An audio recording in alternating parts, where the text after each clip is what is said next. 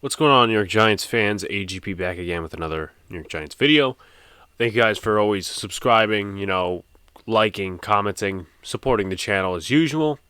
Giants signed Adoree Jackson, and I have, to be honest with you, and I'm not going to not tell you my opinion because this is Big Blue in the Bronx. We state opinions. We're not fake. Go to another channel and, get all the fake opinions and fake news that you want to. This is real news.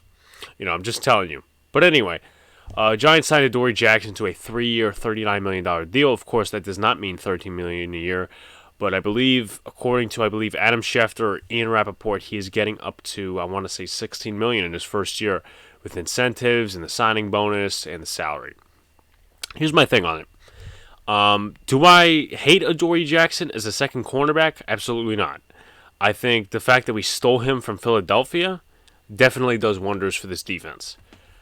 But to be honest with you, I'm not so keen on the contract part of it, to be honest. And, it's all incentives. I get it. It may not be all $16 million in the first year, maybe $13 million, or maybe something like that. I don't know. I would have to look further at the contract details.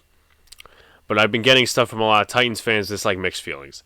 And film says one thing, Titans fans say another, same thing with the stats. And the Titans fans have kind of a mixed opinion. As I tweeted out on Twitter, one of the guys, I texted him, I said, hey, listen, you need to give me the stuff on Adoree Jackson. What is he like? Does he get beat a lot? Is he injury prone? And he gave me the thoughts. And I obviously shared it on Twitter. My issue with the whole contract thing is we're committed to him for the next 3 years. And listen, once again, I don't hate Adoree Jackson. I think a 1 year, maybe $6 to $8 million contract would have been sufficient enough. But Giants obviously showed more interest. And as I said, I don't know what goes on in the negotiation room. But what if this guy doesn't work out? He had mixed results in Tennessee in terms of getting beat, in terms of coverage, in terms of injuries. He didn't play a full season last year.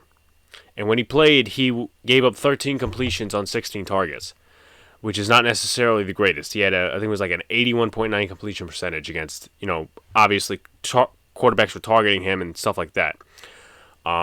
But someone who didn't work out in Tennessee, and as I said, how many times? I don't have anything against the guy, but, a guy who didn't work out in Tennessee, they cut him and whatnot, and you could also factor in the defense from last year.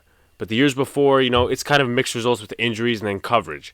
But just to finally, I would say, cap it off, and I'll explain more tonight on the Boys in the Big Apple podcast at 8:15. Hopefully, if this gets up by then.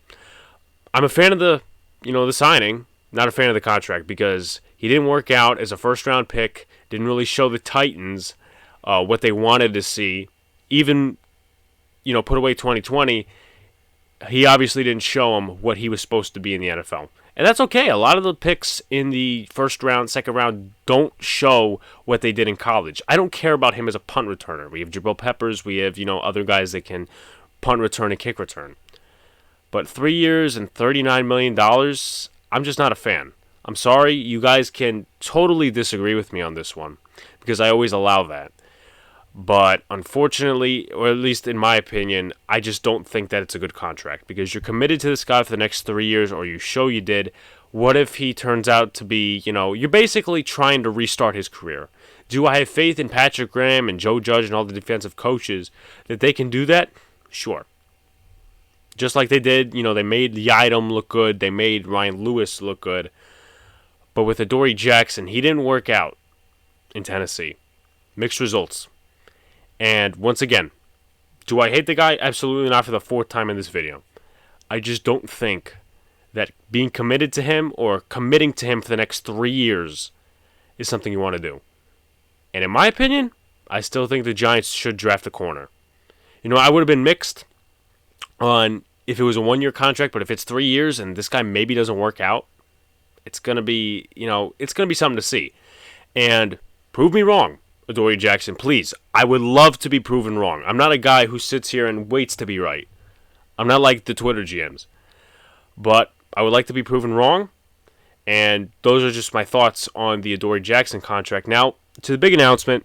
I know this video is probably not going to be long because I have to edit it out and, just prep for tonight's episode or live episode, live stream, whatever you call it, I'm going to be doing more videos on YouTube, and I'm going to be putting aside the Big Blue in the Bronx podcast.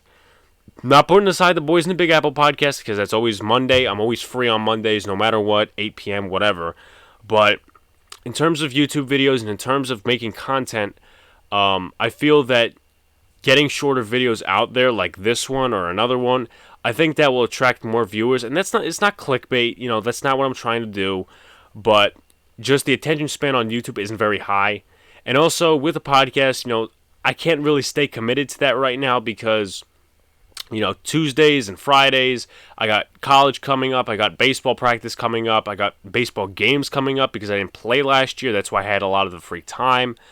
So I'm going to turn it into more videos. I'm putting the podcast off to the side. That doesn't mean I won't do it. I'll come out once in a while with the podcast episode, and it kind of sucks because a lot of the other guys and, girls and the viewers in other countries probably won't be able to see this message.